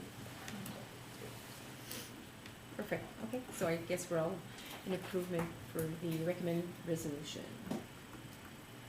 4.54, report to council, update rural Ontario development grant. Prepared now by this one Denis. is not so fun. Unfortunately, again, this grant I did work, we all aware we got the FedNor grant. Now the ROD grant, I did, once I got the unfortunate news that they always use the same language, but I did call and I talked with the lady, Rebecca at OMAFA. And the first thing she said, the program was open for 8 months, and they had an overwhelming amount of applications. They all say that. She did identify a few items that to improve into the grant, that may improve its chance for application. I did ask, if I do all this, what are the chances I get? And she said, it all depends. The frustrating part, we are competing against cities on this, because it's 100,000 or less in population. It's not 10,000 or less. And it makes it competitive, where you have full-time staff doing this in application. I'm willing to give it a second go. The second opening is now, I think February 9th, so we're talking this week. And then it's closing in a month, and it should be response by June. Because if we just go with FedNor, FedNor has not upped their cash, it's $35,000. The difficulty of this, to get somebody of any quality, they won't come to St. Charles for $35,000 unless there's somebody. FedNor has to be under 30. It's not even somebody retired that wants to do this for the fun of it. It is pretty much, we would have to top up the FedNor contribution to attract somebody to drive out from Sudbury, or even if they're local, to 35 did not go up, they have to change their rules. So my recommendation is, if council will allow me a second chance to improve the application. I did work with this current application with a representative from OMAFA and FedNor. So they both looked at it, they both provided comments, and the comments that came back from ROD is they wanted the details of a delivery of a business retention expansion. Again, remember what I said, they're focused on business retention and expansion, but obviously that could mean this when they're on the ground. They wanted details, how it's going to be delivered, what is the expected outcome. That requires somebody with knowledge of the DRNE, so now that I know what they're looking for, I can probably go out and reach out to a few people that I know that can probably help me fill this. And again, it would be a delay of 3 months, and then we can revisit the FedNor, whether we want to go or just keep trying with ROD. Because ROD, at least, we can offer a competitive salary for somebody of caliber to come and deliver this program. Nothing says it has to be done this minute, but every delay that we have, it's an expansion that we're not assisting. I know there's a local business looking for an expansion this summer. He asked me for support from council. It's a different issue, but it'd be nice for somebody to say, go find a grant, or go find something out there for him to be able to expand, because it's a major expansion that he's proposing. Because we can't help a business, but we can help them find money. So, anyways. Thanks for the report. Any question, Councillor Loftus? No, I'm for option number 2. I'd like to see him reapply to see if we can get that grant. Councillor Patier? Can we do 1 and 2? I'm just wondering if, so right now we're looking for somebody full-time at a competitive wage for somebody, of decent caliber. But this is essentially just like a 1-year contract essentially, for a full, 18 months. or 18 months. So with the, funding from FedNor, pending funding from ROD, we have a bit to start, but now this isn't a full-time position technically, it's contract. It's a contract to Yeah. implement the recommendation out of the strategic plan. So, and the FedNor internship grant, now, if we go only with that, can we start with the FedNor only funding, or does it have to also spread out across 18 months for FedNor? I forget what some of the criteria was there. So the proposal was to do a combined application. Yeah. FedNor can stand on its own, ROD can stand on its own, but once we start one, we cannot midstream apply, because it would be, I'm hiring you at $35,000, and in 3 months, oh no, I'm upping your wages to 70 because it's not the same caliber of person. Right now, what I expect at 35 is the student coming out of university that cannot find a job. So we're looking to give them an annual salary off the hop essentially though. That's what I'm kind of does that have to be part of it, or can they just they're hourly, right? Yeah, it's a contract. It would be no different than the Yeah. the programming is you're paid X amount of dollars an hour. Yeah. At $35,000, that's what, 20. 27 and change. Yeah. Not 27 and change. The FedNor or the Trillium I don't have my one, phone. includes your source deductions and all that kind of stuff too, so it's not really your $20 an hour, it's $20 plus CPP, EI, all that kind of stuff. Yeah. So it's not really, It would be the low 20s. So I'm we- trying for the 27. Yeah, so Yeah. 27.50 an hour, 35 hours a week, including mandatory benefits. That's what. Yeah, and then unfortunately, 12-month I- funded contract. yeah, and I can't really offer that until the. But you're getting that with ROD if you get both, but with FedNor, do we just make it a 6-month contract? No, it's fixed. It's fixed amount. So it's either a year or 18 months. I pushed it out to the max for 18 months, which is 57,000. I can't remember the 50,500 or 57. You applied for 12 months. Which For one? FedNor? That's for the FedNor. It's 57. I got to prove. I can confirm, but I did. Select your requested term for 12 months. Project ending March 2nd, 2027. The FedNor, you and the other, you're not in this The one? one that we were approved for there? Oh, yeah, that's not FedNor though, that's Trillium, yeah, Trillium. yeah. Trillium 12 months. So FedNor, the application was for 18 months. Yes, Okay. I'm almost sure you said. Yeah, okay, Sorry, Dan. that's right. Wrong one. Too many grants. Alright, so that's where I was curious is, can we limit it to 6 months with FedNor No, pending funding from ROD? But No, it is pretty much, if you start, you could change the contract 3 months down the road, but you won't have attracted. I'm not saying somebody coming out of university can't do the job, but I'm looking for somebody, maybe the one that did not pass with 60, but the one that passed with 90, or the one that has 3, 4, 5 years under the belt, but just doesn't have a job. yeah, $18, $19 an hour. So, yeah. Nice that. For spread across that. Yeah, Yeah. at the 35, so it is minimum wage. Pretty Oh, much, 100%. yeah. From yeah. Sudbury, yes, I understand that some will wanna work in their field to get experience, but driving from Sudbury, and I say Sudbury, I'm hoping local down the street applies, and that would be a nice, start to their career, or maybe not.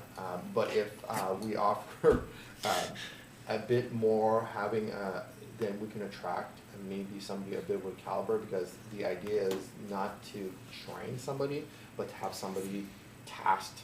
So we Yeah. want a business retention program.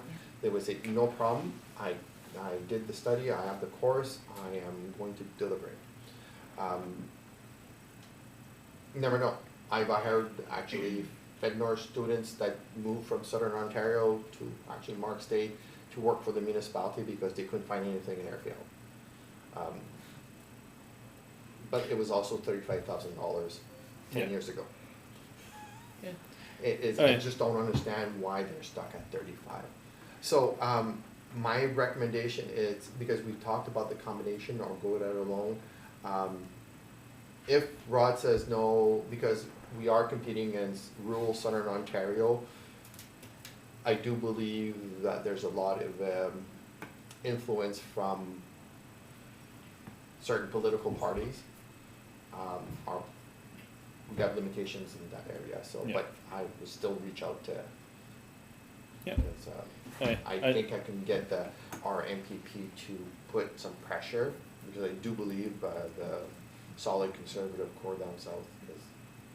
Yeah, if we can't amend the FedNor grant, then yeah, go with option 2. It's just, yeah, I was just trying to think outside the box of we could do a shorter term contract with FedNor pending the ROD approval, but that's, yeah, don't want to overcomplicate it. Councillor Lachance. I'm okay with option 2 after the discussion we just had there, so. Yeah. Option 2 it is. 4.5.5, report to council. Keep the best for last. Update petition for local improvement on Parkview Avenue and Greenwood Drive. Okay, so this one, again, well, just a small recap. I know we know where we are, but, so the idea was to move forward with the proponents to assist them in, getting, roads and sewers, built so they can, continue their development of the subdivision. Because of the multiple owners, local improvement was, a viable idea to spread out the cost evenly against all proponents and offer a way to finance the over a fixed term. I know it could be 10 years, 15 years longer, but we just have to be careful of interest. And the other thing, we also, anytime we do, we borrow on behalf of somebody else, it still comes against our line of borrowing capacity. We still have plenty of room, but we also have, just as a side understanding of tile drainage. So if we have farmers going for tile drainage, that also takes up of our borrowing capacity, but right now we're in fairly good shape. But I worked on that while the treasurer was away. So moving forward with this subdivision, I did have a discussion with the proponent. After we received the cost estimate, so this cost estimate that's attached is from a firm that specializes and that has been working on this, has knowledge of this area, so that's why they were able to provide this quickly. So those are all unit measurements. I did talk with them. There were some allocations for maybe additional materials, but that was his fair estimation of.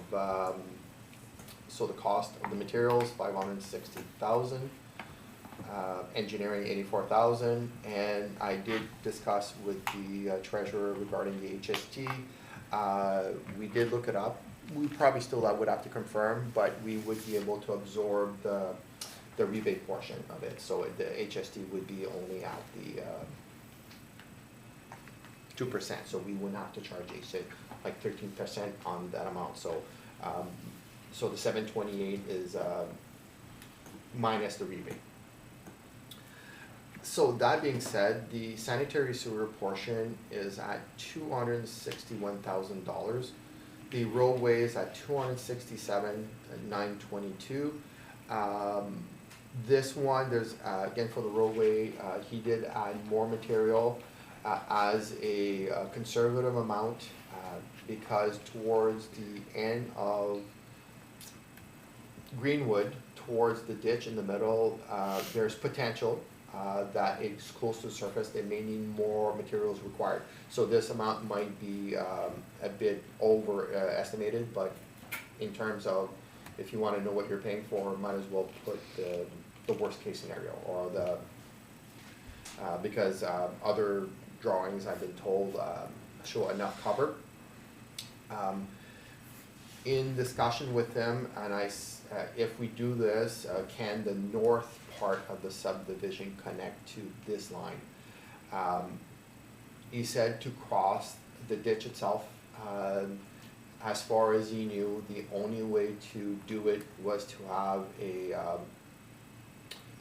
lift station to lift it underneath the ditch. Again, this is not an engineer. He just prepares estimate. They're planning, their surveys, they put everything together, and then they contract out to engineering. And at this point, you don't want to pay $84,000 until we know we're moving forward. So if we do this, the north section of the ditch would have to, sorry, there's a lot of verbiage there. There was a lot of discussion on the cost of a lift station, and I did like how much, and what I did here, I think I did 200,000, because when I was talking with them, and I just can't remember which amount I put.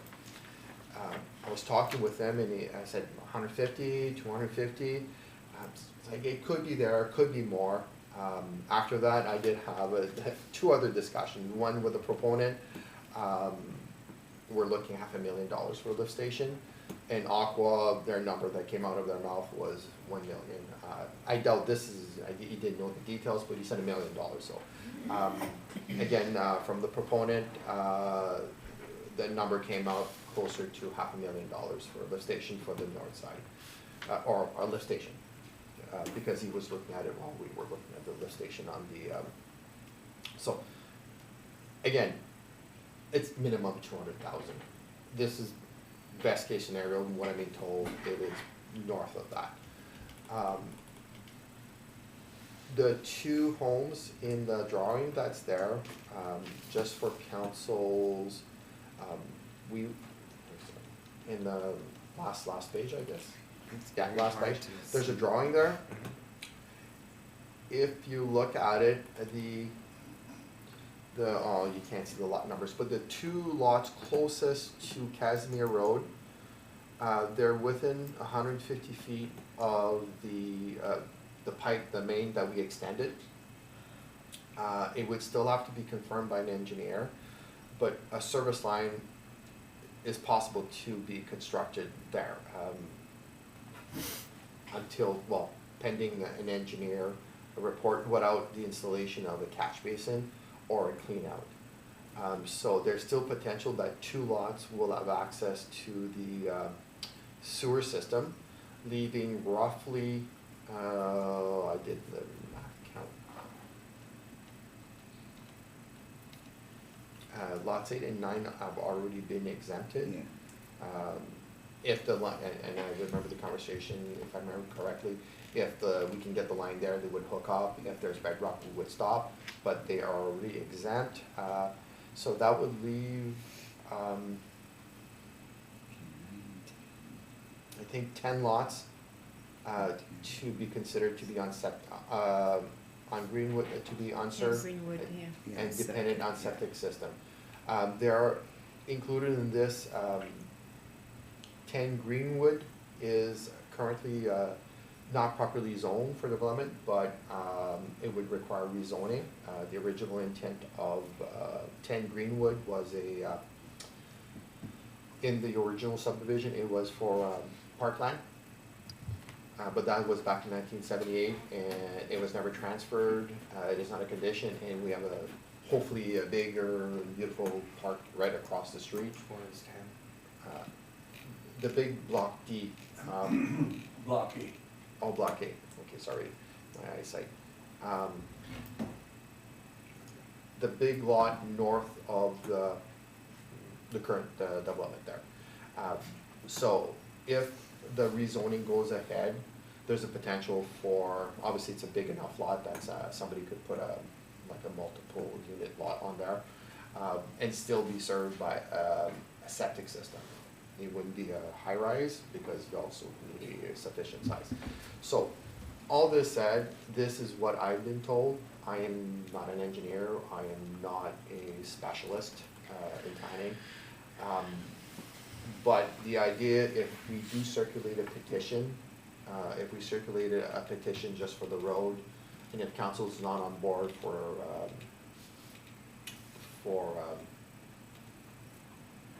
sewers, septic systems only, it defeats the purpose. If we circulate a petition and our current estimates are fairly high,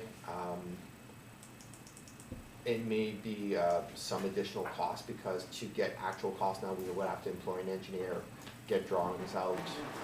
There would be engineering costs to plan everything and then go to tender. And if the price comes anywhere near close to the estimate, we've already heard from the proponent that I think they add about 13 lots here. That's if you can connect lot 8 and 9 at 56,036 per lot. And if we amortize that over 15 years, those lots,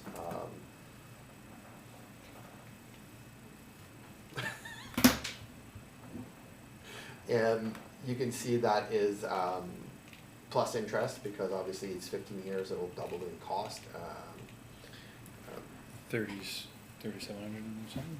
700 a year. Yeah. So, $11 and a month. And then for the Yeah. concern that, for those that, for the housing market that we know is in not a downturn, it's down 2% last year. Prices, usually the housing always goes up, it's down 2%. Those lots may linger a few years before they get built. And for those that don't intend to build right away, they would still be on the hook to pay that. So we don't want to frustrate landowners. We definitely want them to build. They still have to put a septic system in, but if the house doesn't sell at the market rate, they won't build. So it's just putting money out. Technically money in the bank, but still cash up front. I don't know the perfect outcome out of this. That's why one of the option is to maybe get a professional to talk to council. That'd be me. Could be. Unbiased professional. So those unfortunately, they are. Right now, we have a costing that is not appetizing or not attractive to the current group of people wanting to build. Road would get some of those lots built, and again, the cost would still be tagged to the properties. And again, the option 3 is engineering. There's always costs associated with it, but I might ask, I don't know if, I could ask Aqua if they can speak to sewers, but again, they'll probably say yes, yes, yes. And again, if we do all this, now it may impact the lots to the north. Because if you exempt the south, it's almost a sure shot that the north side may look at also requesting for the exemption. Thank So- you, yeah, thank you for the report. Any questions? Councillor Loftus? Well, I think with option 1, did we not say that we were gonna circulate the petition for the road and sewer upgrade? So the petition right now is coming from the proponent. Yeah. We can circulate, it'll come to council, council will adopt it, then we'll get an engineer, and then we'll get the costing, and right now, the proponent is saying, he doesn't prefer that. So I'm just here before council, before we go through all that process of spending the funds to get a tender out with the sewers.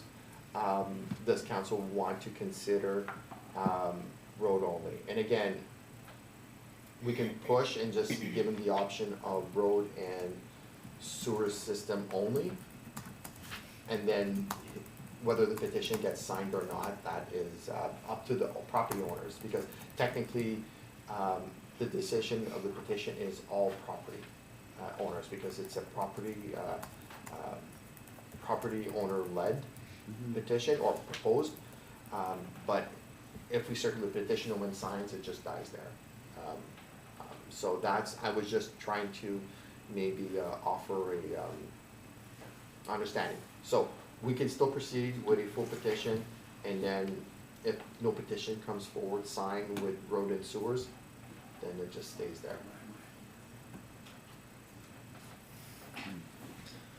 Yeah, well, I wanna hear from everybody else, because this is kind of like, It's a lot to take. it is, because I visioned the road, and we said there was access, that we could put sewers in there quite easily, the first 2 lots, I believe, on the Yeah. road. And then as you go up, we may look at septic systems, which we agreed on, Yep. and now we don't wanna do this. It's the cost, because we didn't have the cost when we did it. It's the, if it would've came back at like, let's say, 450,000, the petition would probably just have been circulated and brought back to council. And I say probably, it's not up to me, it's up to the proponent there. So now they're saying 728,000, Yes, that's where the, but without the sewers being built, it's going to, most likely drive down the engineering cost and drive down the, eliminate the 261,000 yeah.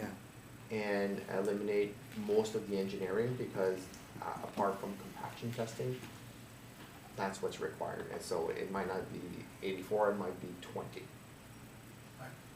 Okay, well, I'll listen to, go around the 2. Councillor Patsy. Yeah, there was concerns with going with septic, because, I mean, I know on the other side that a lot of they go septic, like there's already, I know there was concerns brought up because people were saying it was smelling just even being on their back porch and stuff, so I know that was concerns of that, and they're visible, like some of them are visible, like it's like a mound in the yard, so I know maybe on the first one's built or such, so I know that was part of the appetite of going with this. So the lift station is, the north side of the development, that's beyond what is currently being Well, it's asked not for. in this price. It's- No, exactly, that's what, so it's, and even that portion there would be part of the next step if it were to go that far, right? And I'm just trying to understand the logistics of this, and I know it's something kind of new. This is something that would be put on, so it's not like, I don't know if we'd have to get a debenture or something of that sort for this. It's added, it would be added on a tax roll essentially for X amount of years essentially. If it's not done through a debenture, then, necessarily, or not necessarily there has to be interest on it, depending on how it's done. If you go to a 15-year amortization, you were looking at, what was it, 3,000 some a year? 37 something. Yeah, and then if you go beyond that, because I mean, if you look at the lifespan of when you're building things, you're not looking at 15 years. You're looking at 25, 30, beyond 15 year. So I don't know, even that 20 or 25 year amortization, you're looking a lot better that way, because I mean, I don't know of sewers that are going to need to get replaced in 15 years time. It's way beyond that. So that really drives down the cost of that. I don't know. I'd like to see it go forward for that, but yeah.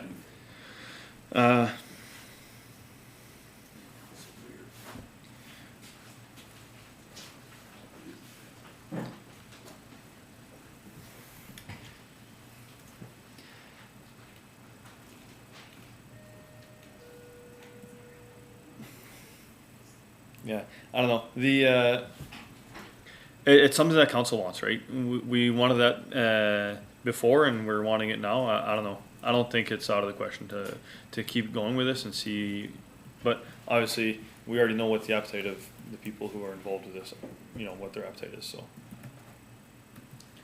Just to go to Councillor Pottier's question about extending it to 25, 30 years, because either we get a debenture or we're loaning the money, it goes against our borrowing capacity.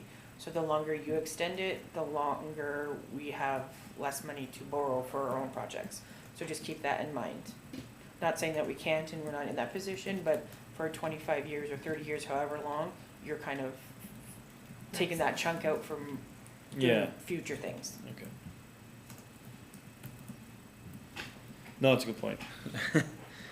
There's, I can offer a suggestion, and I know, Councilor LaChance has not spoken yet, but, maybe a, committee or a couple, we can strike up a committee and talk directly with the proponents. Because if they don't sign, we may have to look at other options. Yeah. Not good. Councillor Lachance. So, from day one, we talked about this, we talked about development fees, nobody wants development fees, nobody wants nothing. They wanna do it all themselves because they can save money this way. They don't have money to do it, so now they're coming to council for our assistance, a way to do it. Now our way is too expensive, they want it cheaper. Look, the way this whole thing is planned out right now with going towards the roll number, going on the property tax, the second that the developer sells that property, that house to some whoever's buying it, they're making their money off of the development of the house, and now the person that's buying it's gonna have to pay that extra $3,000 a year on the property tax, so they're paying for everything.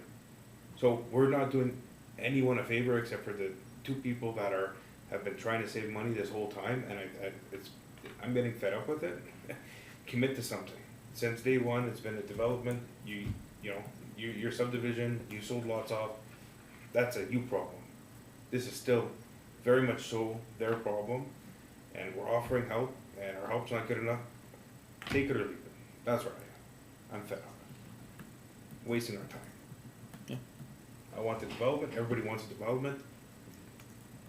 We had promises that it wouldn't be going forward with certain people, and here we are still again, and we're not advancing. You want us to develop the roads? Give us all the property, we'll develop the roads for ourselves, and we'll sell the lots at cost, not at a profit, developed for people to build their houses. That's where I am.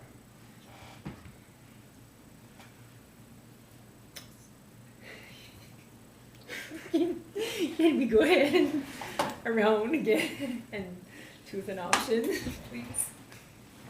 Well, I just really like what Councillor LaChance said, because really, we do want the development of St. Charles, and we can't be making exceptions. If we're gonna move forward, we need to move forward in the right way.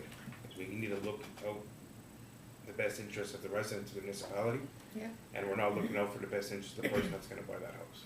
Because they're gonna, okay, what are my taxes, oh my god, why am I paying an extra $4,000 a year? Well, that money is going directly into the developer's pocket and coming out of yours, so, I'll just add on to your mortgage. Yeah. It's not fair. So option one? I don't, rip it up. I'm done with wasting time personally, so. So. Yeah, I'm okay with option one. Honestly, the tax portion, I guess, in reality, they're supposed to be made aware of what the taxes are when they buy a home. So, I really hope that wouldn't be something that's hidden. Yeah. Why do you think that they have no problem committing to a 15-year commitment for increased taxes, because it's not gonna be their problem as soon as the house is sold? Yeah. Come on. And I mean, if they're selling the houses at that cost, it's not increase the cost by a certain amount there. They're getting their roads and their sewage dealt with for free. Yeah. So, build your own road, put your own septic tanks in, or we build everything at this lowest proposal. Yeah. That's it. The issue with the septic tanks is what's been brought up though, is Yeah, that it's been brought up. I don't know Some- what can be done about that in terms don't. of building. I don't know. It's That's not- more of a. it's not I think that's us. health. I think it's Sudbury Health. That's not even. I don't think we have anything to do with that. Septic tanks that were deep enough, and now there's smells coming all the time from those septic tanks.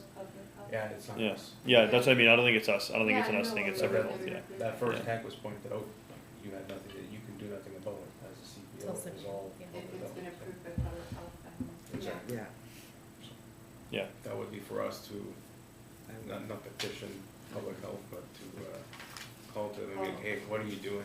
Yeah. How are you Approving, approving these systems? yeah. Yeah, That's all we can do for that. okay. So we would start with circulating the petition? Is it already prepared? Yeah, Yeah. I'll it's prepared. At their Circulate it. request, at their request. Yeah. Yeah. It's prepared, and Yeah. I was about to circulate in the, sorry. It's when we were looking at the price, he looked around and it says if it's that high, it's 56,000, what he's concerned, like, he said it. Take 3 years to build the lots, it may delay the project a year or not, I don't know. Yeah. I'm just trying to present his, unfortunately, the proponent's, intent. So, it is difficult, understanding, but circulate or not, because it's, I might mail it out and never receive a signed copy. Or you And- receive a signed copy from the other two people that don't own the majority of the lots and they both agree for it, because they're the only ones that voted on it, then it happens. If you don't have the 80% or 50, the rule is, it's pretty much, it's, if if one proponent of the major lot owners doesn't go, it dies there. But the, Yeah. the, The the petition is up. parameters for the petition in the first place were geared to have two people deciding the outcome for everything again. That's, The rules, well, that's how it was presented. yeah, it is the Well, rules. that's a- Yeah, unfortunately, the little person in the middle may be caught having to pay 56,000 over the next 15 years if he just doesn't wanna build on the lot. Well, the person that I know that has property there would be more than happy to pay it. Doesn't care, because his property value goes up. Oh, nobody But he loses. can also afford to pay it though. Yeah. That's the difference. Right? Yeah, well, that's what I mean, right? Someone who can do it. Exactly, exactly. Okay. Okay, so if I understand correctly, is this the idea is one is right now I'm presenting to the proponent, council will not provide an exemption for septic systems. The petition is for the road and sewers, or if you do a petition for the road, you'll have a road, but you won't have an exemption. Unless if he, Built his own road. if he builds his own road, was council considering, re-looking at the Septic. build your own road and we'll give you an exemption on your sewer lots, or I don't want, like, it's, we're giving you one, or if you do it yourself, don't bug us, don't use the municipal process, you come and ask for a separate request at council for, exemption from sanitary sewers. Oh, yeah, exemption. Yeah. I don't know. Because that's the reason why the hesitation Yeah. is, because Yes, yeah. if I come to council road only, well, you're exactly what you said tonight. This is, no, where's the sewer line? We already crossed the sewer line Yes. across the road Yes. in good faith and anticipation because of all the previous discussions. And it wasted more money and more time if we don't go through with it. Just, I understand it wasn't a big, large amount of money, and it was convenient because we were there. And there's still potential for 2 lots to connect to it, but Yes. again, that's minor. But again, if the petition doesn't get signed, we're back here, Yes, right? so that's why I'm saying to move forward, is there, we're one, or plan B is you come and request for sewer exemption on the rest of the lot, but we don't fund anything. But then they'll come with a petition requesting for the road. I almost need to go to the committee and see where, again, maybe if the CBO would be able to come to that meeting too and help us out a little bit, because I know she was involved in a lot of the past history of this subdivision and, you know, see where, going forward, where we are. Like if there's no road, there's no development there, they're just vacant lots, and then without road access, vacant lots. They're worth as much as someone's willing to pay for them at the end of the day, but that won't be very much. Yeah.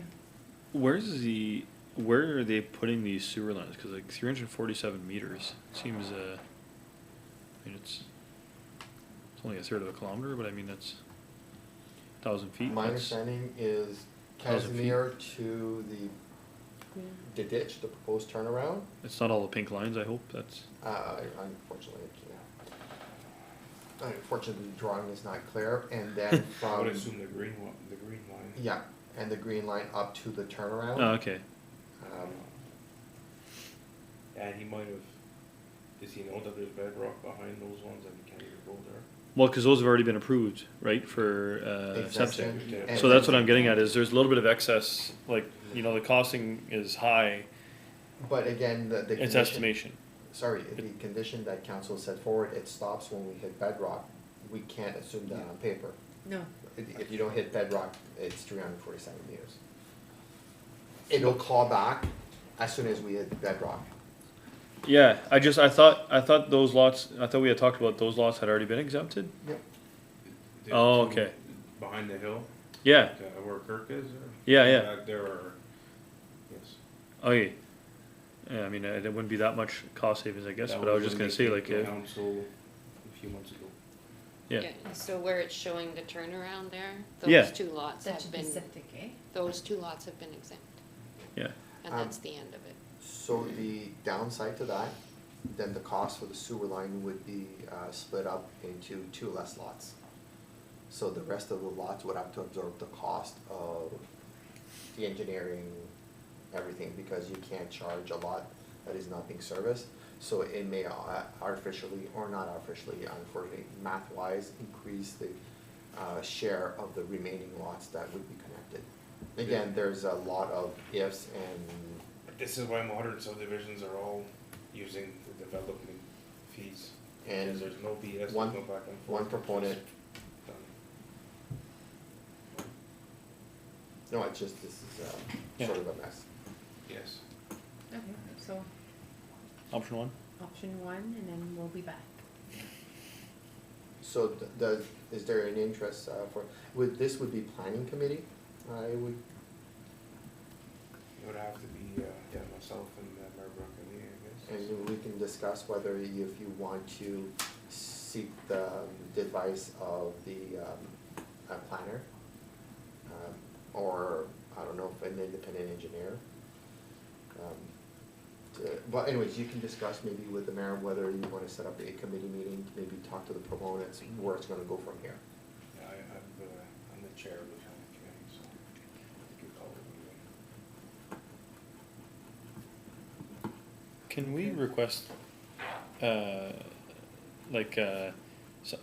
request for information be sent out to, like, public health regarding this? Like, I mean, I really feel like, we should be initiating a review of the existing systems that were put in, like, questioning how were these approved? I mean, I really don't wanna be putting, like, that could have some kind of drastic implications that maybe it could, if there is no septic for a home, or if they deem it unsafe or something, it could put people out of a home, but I mean, like, if people are smelling septic in the back of their house, on their porch, I mean, I can't see that being, Depends on the vent too, in the house and where the wind goes, it could be coming from your vent and going right down to you too. yeah, you're right, It all depends on, there's a lot of things. yeah. Okay. Okay. Start with option 1. Option 1, and then I'll speak with the planning committee, And see because where- obviously, if it's option 1, I'm sure that the proponent will want to have a further discussion. Okay. We're all in agreement? Yes.